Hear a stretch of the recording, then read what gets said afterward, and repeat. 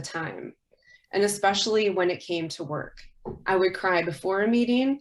I'd pull myself together. I'd have the meeting. I'd click that hang up call and I'd start crying again. Welcome to the Happy Engineer podcast, the place where we help engineers like you to build your career, balance your life, and be happy. I'm Zach White, former engineer turned lifestyle engineering coach, and your host for the journey to the career and life that you desire. Hey, I believe that you shouldn't have to sacrifice your life to reach your full potential at work.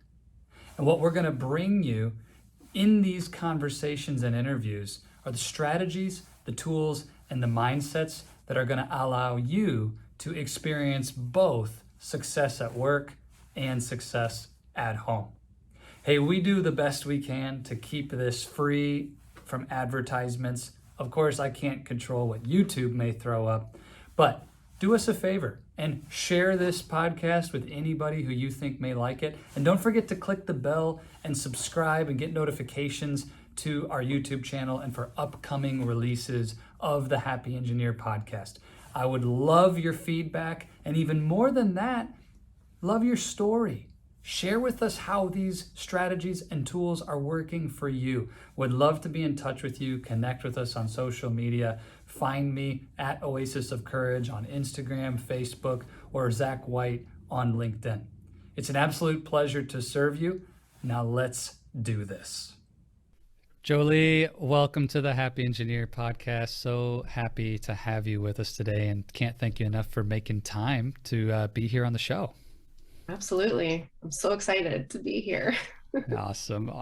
So I want to kind of go off the beaten path just a bit, because ever since you enrolled in our program and we did some coaching together, I've wondered, and I never remembered to ask you, Joli, about your Instagram handle.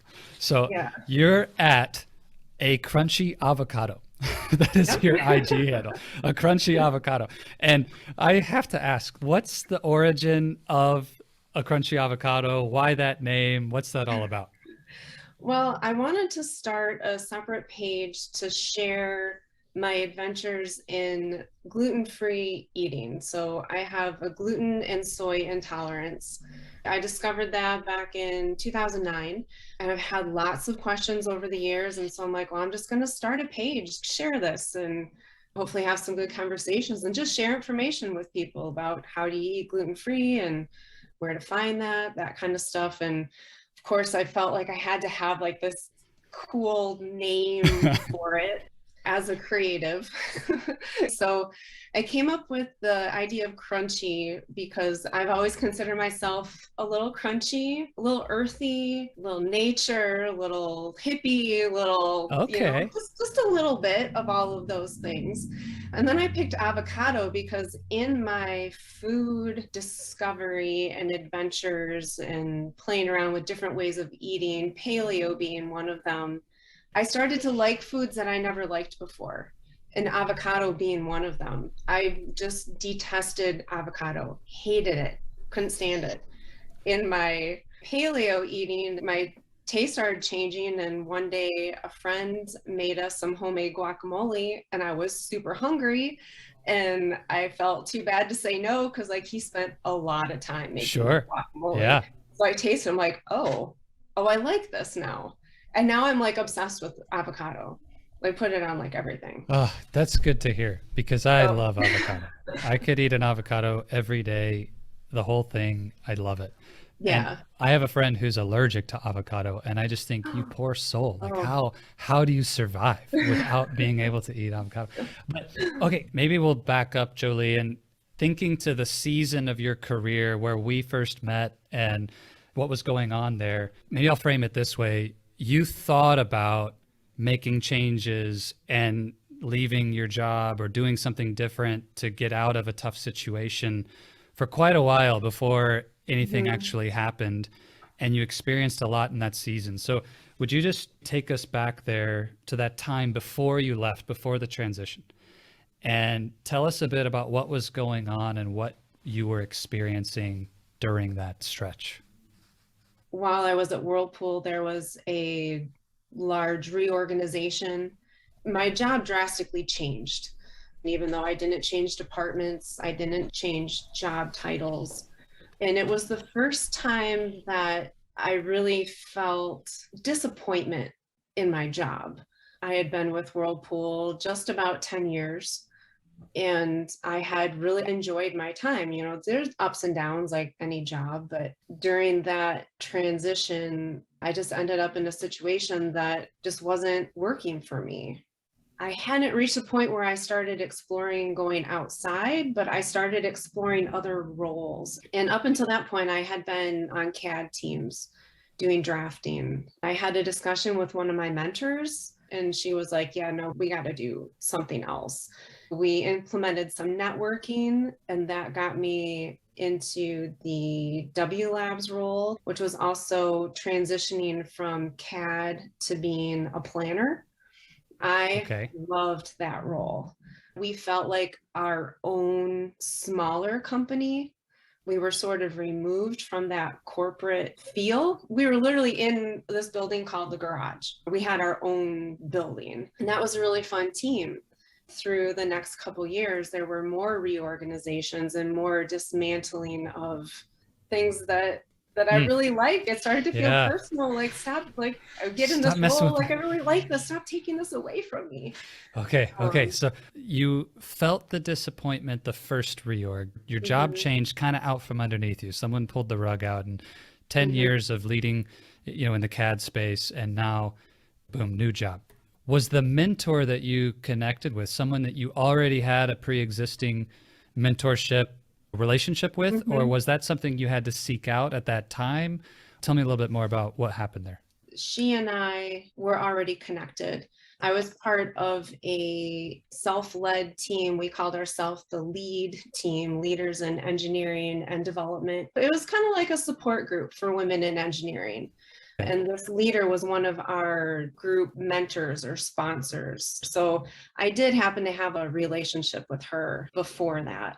So she put me in touch with a couple people from her team, a couple leaders from her team. And she's like, I think you should just go talk to them. It's kind of one of those situations where you're sent in on a job interview, but you don't really know that it is until like you're halfway through your conversation. Oh, like, oh, there's something that might happen here. But yeah, it just ended up to be conversations that led to really good places and really good conversations. That was one thing that I really did love about the Whirlpool culture is everybody's into networking. And those conversations would always lead to other conversations. And that's how I sort of survived, kind of get your name out there. And yeah. I think it's really important to emphasize for any engineering leader listening to this, that the time to begin building that network and establishing great mentorship relationships is before the reorg and the disappointment and the frustration and the point where you need it. And I hear a lot, Joli, people coming and they'll talk to me and say, well, everything is really good right now and I don't really need any help. You know, I don't really want to get promoted right now, so I don't need a mentor. It's like, no. You got it all wrong. You don't wait until that point to establish those relationships. And what a powerful thing for you that as you started to feel that frustration kick, like this is not working for me, that you had a great mentor to go to. And I love that she set you up with those conversations without framing it as an interview. What a powerful mentor to recognize like, hey, if you'll just go in and be yourself in this conversation and get curious and ask some questions, that's all you need to do. Yeah. And we overthink this a lot. Yeah. I was at the point of exhaustion and she saw it on my face and she's like, we're going to lose you, aren't we? I'm like, I don't know if I can do this anymore. And I should say also stepping back before that, also because of the lead team, I ended up having a conversation with another leader that led to me making another change within the CAD roles, kind of feeling burnt out and like, I don't know what else to do. They had put me in a role that I didn't feel met the level that I was at. And I had a conversation with this leader and he was like, hold up, what are you doing? And why are you doing that? I'm like, I don't know. That's what they told me to do. He's like, no. So he happened to be a leader in refrigeration. So that's when I joined the refrigeration CAD team. And same kind of thing, came into a really great team. And we had a lot of great people. And then to have that kind of rug pulled out just a couple years later, and like reaching back out to these leaders, like I just don't know what else to do. So there's a theme here where we're going to keep pulling on this thread. Like you get into a situation that's not working, a key leader connects with you, says, hey, this clearly is not working for you. Let's make a change. Something else goes sideways. You make a change. You go to W Labs, this amazing innovation team. You've got this cool new role as a planner. And then the rug gets yanked out again. And so here's Joli, you just, got shifted away from this team and role that you loved in W Labs. Pick it up from there. Tell us what happened. Well, the W Labs organization got absorbed into a larger team.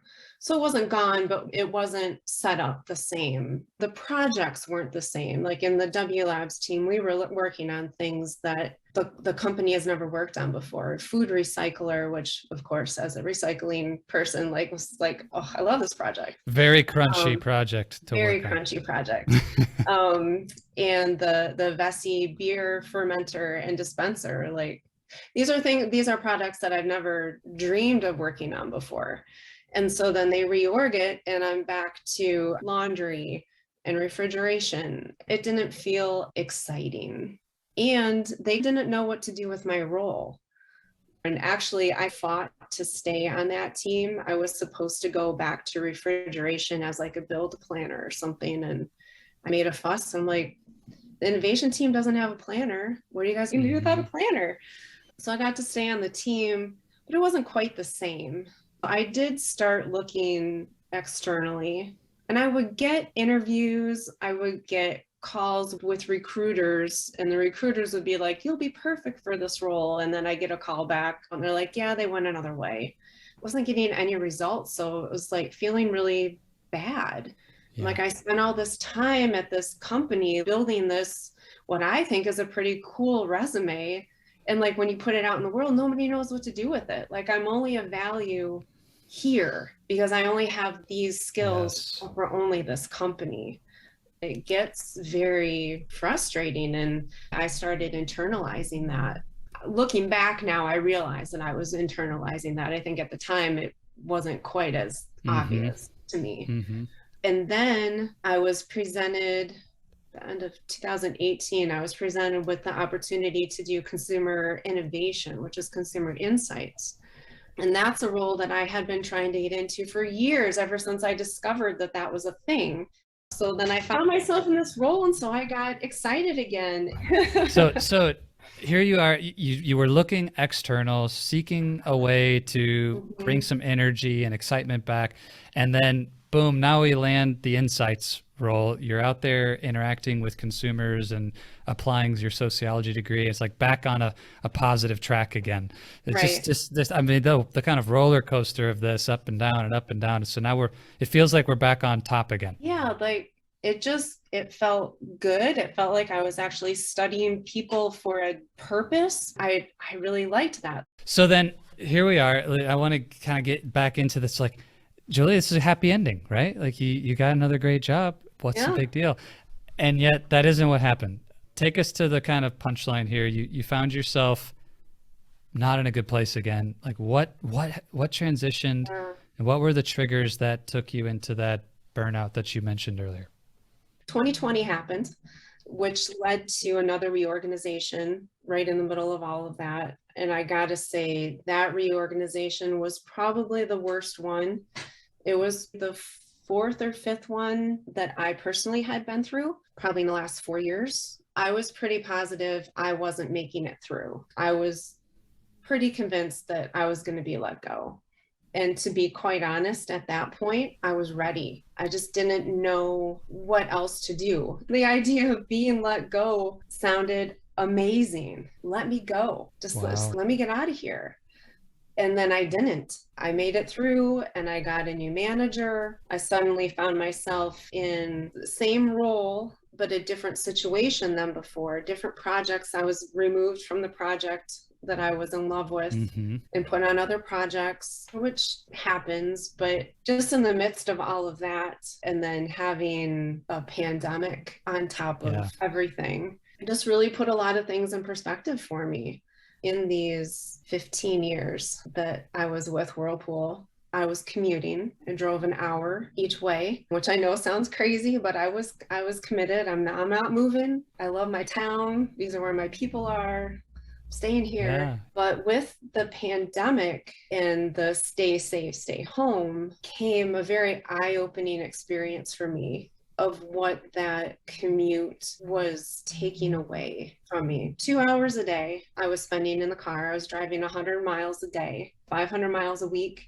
And to get that time back in my day, and with all the rushing and the stress and the anxiety that it caused, just became forefront to me. Having the experience of solely working from home and being pretty productive, it put a lot of things. And I think my internal system also had like this rest, like just a little bit of a sigh. And then comes well, what do I do now? Like, I don't want to go back to commuting, but what else would I do? And I think this is a story so many people can relate to during 2020, like the contrast that it painted in our life and career was very different than any experience prior for a lot of engineering leaders. Mm-hmm. So to have that new space and whether it was good awareness or really bad awareness, it caused an awareness of some kind for all of us. Where was the turn of that for you, from a moment of relief to have that 2 hours back and you're not commuting, to really experiencing, I can't do this anymore, something changed? What was the arc of that? There was a moment when everything piled on top of themselves. And especially in those early days of the pandemic, there was no separation of work and home. I had a 4-year-old at the time home with me who is not self-sufficient. So trying to work and keep her out of my meetings, and that was impossible. So often she joined in meetings or she was doing her stuff off screen. And I had an incident where I yelled at my whole team to get their feet off of the TV, and then thought I muted it, but I had unmuted myself, and like everybody sat up and checked their feet. Like, oh, sorry guys, like, no, that was meant for not for you, not for you. But just to have that time, but then to kind of back up to before that, my schedule before that was very busy. Getting up in the morning, getting family as ready as I can, but then I gotta go. Because if I'm not on the road by 7, I'm gonna miss that 8 o'clock meeting, if not earlier. So a lot of times leaving, sometimes before my family was even up. I might not even see them in the morning. And then rushing to work and rushing through the day and not really taking a break, because I gotta leave at 4 so that I can be back to town by 5 before daycare closes. And let's hope I don't get stuck in traffic, or that there's not a snowstorm or whatever. And maybe I'm calling into a meeting from the car, so I can't see the screen if they're sharing that. I'm just listening, and that's hard. And then oftentimes logging back in after a bedtime and working. So the whole working from home thing really put that in perspective of how crazy that was. But then in the back of my head was always that thing of, well, you've been on all of these interviews, you never get hired. No offers. So what else am I going to do? I'm stuck. That's it. I have no options. I'm stuck. And that really weighs, and for me caused very severe depression and anxiety. That can be a really dark place to go. Was it going back into the office as COVID started to relieve in terms of the restrictions that pushed you over the edge Yeah, they had started talking about bringing people back to the office, that it could be flexible, but maybe not. And like there were so many ifs and buts and maybes, and I couldn't understand it. I'm like, I've been doing this for a year and a half, completely remote. I went into the office a couple times to do some things, and I liked that setup. I didn't see anything wrong with that. The idea of going back, those anxieties started coming back. And I had this happen a couple times as I moved roles and moved departments. And then you look back and you're like, that was crazy. Like, how did I do that? Yeah. And that's kind of how I felt about the craziness of my commuting day. It's like, Yeah. I don't want to go back to that. What were you experiencing as anxiety and depression and that stuck feeling, the downward spiral that people talk Mhm. about that leads to this rock bottom kind of burnout moment?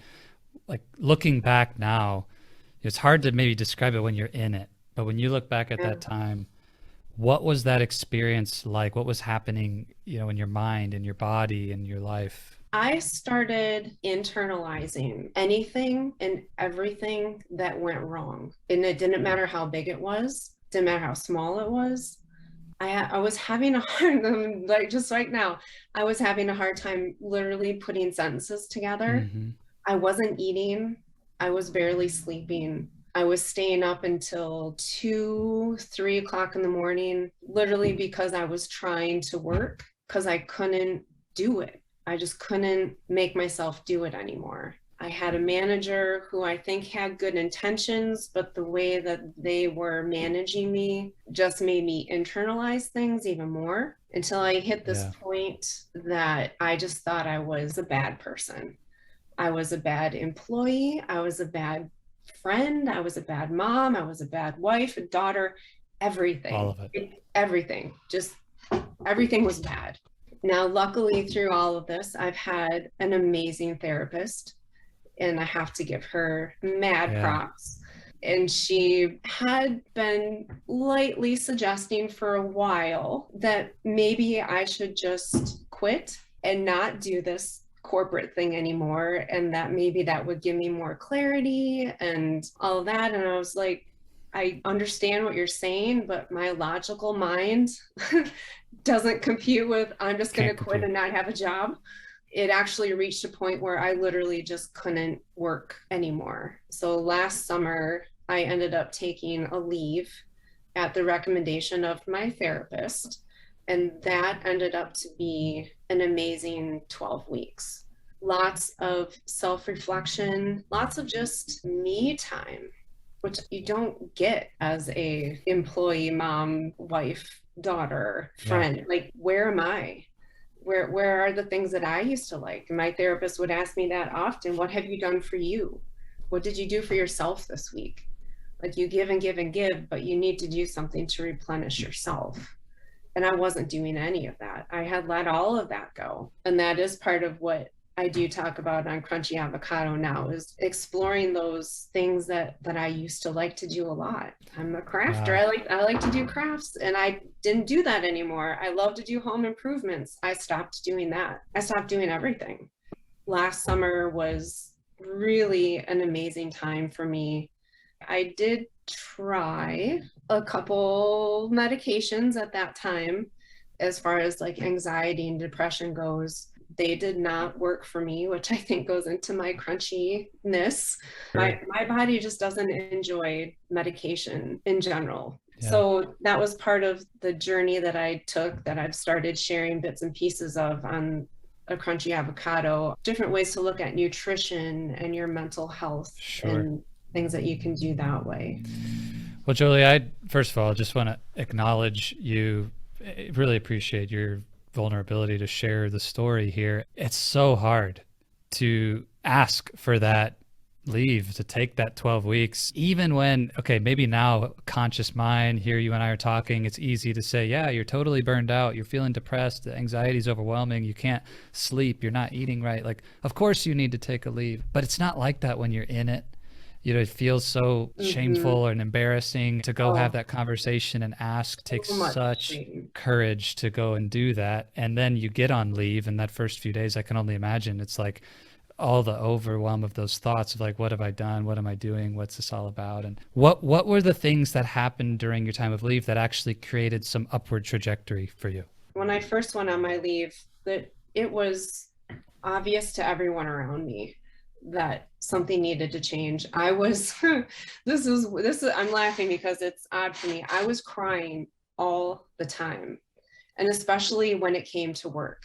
I would cry before a meeting. I'd pull myself together, I'd have the meeting, I'd click that hang up call, and I'd start crying again. Oh, It's just like I just couldn't. wow. It's just that's not me. So the first couple weeks of my leave, I was basically crashed.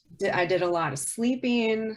That's the time where I was trying the antidepressants and wasn't really working for me. I didn't feel like I could be productive in the way that I was being told to be. And by told, I mean my therapist saying, hey, you got to do this, you got to do that.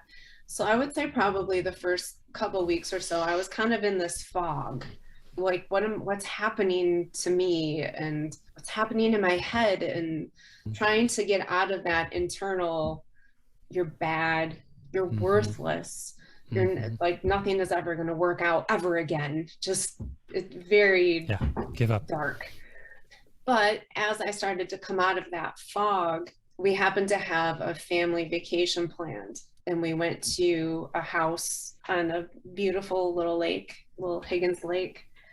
That place is my space. It's my home. It's like my body goes when we get there. And that was really the upswing for me. It was a lot of time in the water. It was a lot of time in the sun. It was time with friends. Of course, we still had COVID, but these were our safe friends. This was our pod, so like nobody had to wear masks, and just like a real relaxing kind of time. Yeah. That's when I started discovering that my body and my mind need more movement than I'd been doing. So taking walks, listening to inspiring podcasts, yours, lots of Brene Brown. Yeah. Not gonna lie, lots of Brene. Shout I've out heard people Brene. call her Saint Brene. She's amazing. Oddly enough, the Holderness Family is another podcast that I've really come to love. They're the family that do the goofy videos online, which I identify with them in that way, but then their podcast is all about relationships and family. And Cool. then I got back into exploring foods. Like I said, I wanted to really take my mental health in that direction. So working with my functional doctor and my therapist, they recommended this book, This Is Your Brain on Food. It's an amazing book. A psychiatrist wrote this book and talks about how different foods affect your brain in different Yeah, ways. totally. And so experimenting with that, getting back into my crafts has been Yes. huge. Yes. But the biggest thing for me is I am a recovering perfectionist, which was one of the things that my therapist and I first started talking about when we first started meeting. And she pointed out that maybe I had been seeking perfection. Maybe just a little. Maybe just a little. And I didn't really know that before. I'd never thought about that. And it's funny, I came home from that session and I told my husband, I told my mom, I told my friends, I'm like, did you know that I'm a perfectionist? Like, yeah, duh. Like, for real? I told my friend, she's like, I'm sorry, I thought you knew. I didn't tell you. I thought you knew. I'm like, no, I had no idea. So as I talk about these things and my self-care, I give myself some grace. So like, I don't do them every day, but I know that I do them when I need to, at the pace that I need to. I have a mountain of craft projects that look so wonderful at Michael's, and then they sit here for a while. Man, well, Joli, I just love the difference in the energy that you're bringing in this moment, even versus 5 minutes ago, and how you're describing what you've brought back into your life. And one of the things that I share with all of my clients when they describe burnout, everybody wants to know, what is it that I'm doing that's causing burnout? And what I remind people of, and it's coming in your story in a very present way, it's so easy to see it. It's very often, if not always, not about the things that you are doing. It's about all of the things that you've stopped doing and you're not doing that ultimately push you over that edge to a place of deep and painful and sometimes lasting consequences of burnout. We stop sleeping, we stop eating healthy, we stop doing the things we love with the people we love. And the downward spiral, it's like we give up all the pieces that keep us healthy first and do more of the very things that are driving us towards an unhealthy place. And so I just really appreciate you sharing the story. If someone listening, maybe they feel like they're on that downward trajectory, or they're in that dark place, or know someone who is, what would be one piece of advice that you might give as a place to start or an action to take if somebody is resonating with your story? It's very important to have a good therapist. That has made a big difference for me. I also think that having the right therapist. I've gone to a couple different ones. The first person I saw was not helpful. I went there because I didn't know what to do. I was so frustrated. I don't know what to do and this and that. And she would sit there and let me talk and listen. And in the end, she'd be like, okay, well, this is a great session. So next time, just think about what you want to do, where you want to go. Like, I don't know, like, you're supposed to be helping me. You're causing me stress. That's a really good point. I know a lot of people who go to one therapist and have a bad experience, and they do one of two things. They either give up on therapy or they stay with that therapist because they are embarrassed or like scared to break up with their therapist. So please, if someone out there is listening, like, take Joli's insight. Like don't be ashamed at all of saying, I'm going to keep going to different people until I find exactly the right fit for what I need. I really appreciate that. Well, Joli, I know we could go on and on and on with your story. This has been tremendous. And I really hope people find courage in the fact that they're not alone in this challenge. And you have a very happy ending, and your life is going to continue to go upward from here. I know. And we could talk about all the wins in your life since then. But for now, we'll just say, this movie has a really great climax and a happy ending. But Joli, we always finish in the same place. And given the context of what you've gone through in your life journey, the roller coaster over 15 years at Whirlpool, the deep challenges of burnout, taking a leave and having to bounce back from that dark place. If someone is in that spot, but they want the happiness, the joy, the energy, they want to still find success in their career, knowing that questions lead and the answers follow, what question would you lead that person with today? What are you doing just for you? It's easy as a, let's just say, adult, to get caught up in doing things for other people or other responsibilities. If you're a parent, your kids take over and like you're making sure that everybody else is having a good time. But what are you doing for you? What fills you? And if it's hard to get to that answer of what that is, the other part of the advice for the therapist is, I would also say, find a coach. Because working with you, I've also worked with Anna Morgan at the Career BFF. What a great lady. Oh my gosh, she's amazing. To have done that work with you and Anna when I was really stuck in that space of like, I just don't know, like how I must not be doing this right. To be able to get that advice and to be able to just improve the confidence. And once I got that call for a new opportunity for this new place that I'm at, that I'm so happy to be, it helped me in that, just to have that preparation done already, and then to have your voice and Anna's voice in my head, like, just be brave, have courage, you got this. Like it's fine, it'll be okay, and like, what's the worst that can happen, and all that kind of stuff. Just make sure you're doing it for you. I love that. really powerful question. What have I been doing for myself lately? Yeah. Joli, if someone's resonating with your story and they want to connect with you or just say thank you for your courage to share this today, or maybe follow your amazing crunchy work that you're into these days, where can people do that? I'm happy to link up with people on LinkedIn. It's been so fun growing my network on there and engaging in new conversations. And then at Instagram, it's just a crunchy avocado. It was with the A. There's a couple others, weirdly enough, but with an A. And that's where I post about food. And like I said, I've started to post a little bit about self-care, and I would love to grow that community and start some good conversations on there Awesome. too. Awesome. So we'll put all those links in the show notes where we always do, and you can find those on the happyengineerpodcast.com.